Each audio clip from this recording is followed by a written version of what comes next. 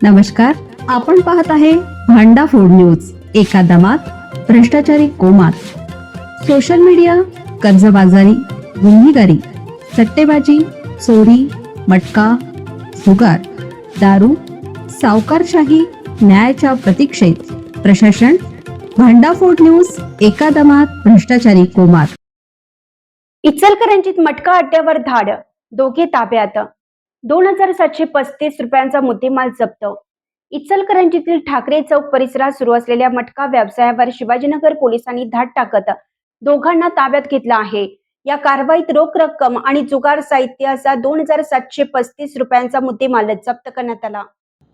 शिवाजीनगर पोलिसांना मिळालेल्या माहितीनुसार ठाकरे चौक परिसरात अजय घोरपडे आणि गणेश जाधव हे दोघे जण उघड्यावर मटका घेत असल्याचं समोर आलं.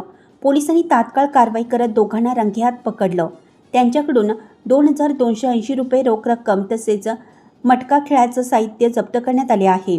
यामध्ये अजय घोरपडे हा मटका व्यवसाय चालवत असल्याचं तर गणेश जाधव हा चिठ्ठ्या लिहून देत असल्याचे निष्पन्न झाले. या कारवाईमुळे परिसरातील अवैध व्यावसायिकांमध्ये मोठी खळबळ उडाली असून पुढील तपास सुरू आहे.